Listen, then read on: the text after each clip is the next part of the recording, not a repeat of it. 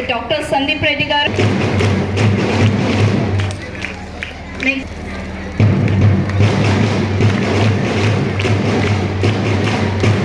Also, I request Dr. Arvind garu to please come on to the dais.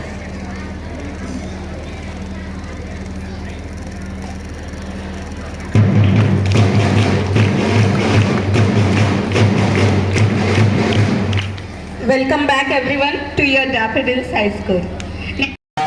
మహారాజులొచ్చారు మహారాజులొచ్చారు మా ఇంటికొచ్చారు మా మంచి వారంట మనకున్న వారంట మాకెంతో నచ్చారు.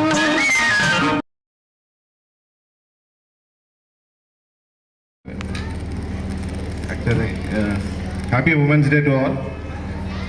Respected my Sir, Rajnikant sir. correspondents and my friends and my dear students. Actually, నేను ఇక్కడ first batch స్టూడెంట్ని. From school beginning I was there here. Up to 10th I studied here. This is the actually అంతకుముందు చదువుకుపోతుండే ఎక్కువ, అటు ఇటు తిరుగుతుండడం, చెప్తుంటే teacher చెప్పినా కూడా పట్టించుకోకపోవడం అట్లా చేస్తుండే. కాకపోతే ఇక్కడికి వచ్చాక మేడం మెయిన్గా నాకు చాలా సపోర్ట్ చేసింది. Just encourage me in all the ways. నేను ఇన్ఫీరియారిటీ కాంప్లెక్స్ ఎక్కువ ఉంటుండే నాకు, ఎవరితో మాట్లాడాలన్నా కానీ. అంటే నా బ్యాక్గ్రౌండ్ మిగతా స్టూడెంట్స్తో కంపేర్ చేస్తే తక్కువ ఉండేసరికి నాకు ఇంకొక ఫీలింగ్ ఏముండేది అనిపించేది అంటే నేను తక్కువ అనే ఫీలింగ్తో ఉండేది. కాకపోతే ఆ స్కూల్లో ఉన్నప్పుడు అంటే ఎక్కువ మంది స్టూడెంట్స్ ఉండడము, అందరిలో నేను తక్కువ అని ఫీల్ అవ్వడం, అట్లా నేను అసలు నాలో ఉన్న కేపబిలిటీ ఏంటనేది కూడా నాకు తెలియకపోయింది. కానీ ఫస్ట్ టైం ఈ స్కూల్కి వచ్చాక మేడం నన్ను ఎంకరేజ్ చేసిన వే ఉంటుంది. She used to give me all the books like general knowledge books ఇస్తుండేది, పర్సనాలిటీ గ్రోత్ కోసం బుక్స్ ఇస్తుండే. అవన్నీ చాలా ఇంట్రెస్టింగ్గా చదువుతుండే అన్నమాట. అప్పుడు మీకంటే ఇప్పుడు లైబ్రరీ ఉంది, కానీ అప్పుడు లైబ్రరీ కూడా లేకుంటుండే. నర్సంపేటలో ఒక బయట ఒక లైబ్రరీ ఉంటుంది, అక్కడికి వెళ్ళి చదువుతుండే ఈవినింగ్. అట్లా అంటే మేడం ఇచ్చే ఎంకరేజ్మెంట్ వల్ల నాకు బుక్స్ అనే దాని మీద ఇంట్రెస్ట్ పుట్టేది. ఆ ఎంకరేజ్మెంట్, ఆ ఇంట్రెస్ట్ ఇప్పుడు లేకపోయింటే ఇక్కడ దాకా వచ్చేవాడిని కాదు. అంటే నేను ఏదో గొప్ప పొజిషన్ ఉన్నా నేను ఫీల్ అవ్వట్లేదు. బట్ నాకున్న అంటే నేను స్టార్ట్ అయిన పొజిషన్ నుంచి అయితే ఇప్పుడైతే ఒక పొజిషన్కి అయితే వచ్చానని నాకు అనిపిస్తుంది. All this is because of అర్ణ madam and Narender sir. వాళ్ళు నాకు అప్పటి నుండి ఇప్పటి వరకు కూడా ఎంకరేజ్మెంట్ చేస్తూనే ఉన్నారు.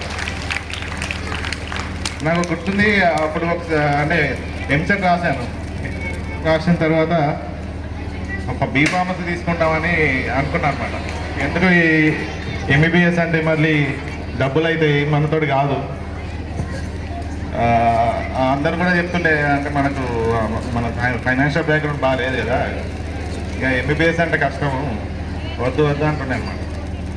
సో అప్పుడు ఎందుకో తెలియదు, సారే పిలిచారు. సార్ పిలిచి లేదు నువ్వు ఖచ్చితంగా ఎంబీబీఎస్ చేయాలి అని చెప్పి కొంచెం ఎంకరేజ్మెంట్ చేశారు. అంటే డిఫరెంట్ అంటే నాకు ఎప్పుడు తెలుస్తుంది మనకి ఏది మనకి హెల్ప్ అవుతుందని ఎప్పుడు తెలుస్తుంది. మనకంటే మంచి పొజిషన్లో ఉన్న వాళ్ళ ఎక్స్పీరియన్స్ తోటి మనకు చెప్పినప్పుడే మనకు అర్థమవుతుంది. సో సార్ కూడా అప్పుడు పిలిచి బీఫార్మసీ వద్దు ఎంబీబీఎస్ చేయి అని చెప్పేసి అప్పుడు ఎంకరేజ్ చేయడం వల్ల నేను మళ్ళీ డైవర్ట్ అయినా.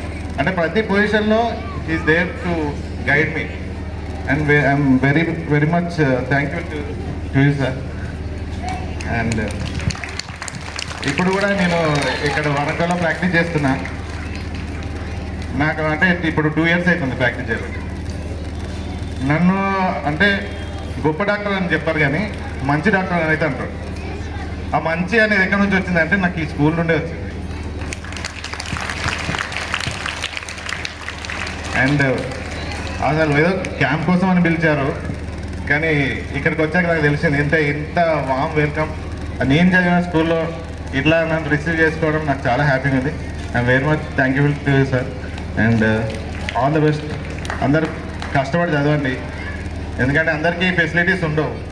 ఉన్నప్పుడు మనకు వాల్యూ తెలియదు, తెలిసే టైంకి మనకు ఆ టైం కూడా ఉండదు. సో ఆ టైం వాల్యూ తెలుసుకొని అందరూ కష్టపడి చదివితే అందరు మంచి పొజిషన్లు ఉంటాయి. మీ పేరెంట్స్ బాగుంటారు, టీచర్స్ బాగుంటారు, చుట్టూ ఉన్న సొసైటీ కూడా బాగుంటుంది.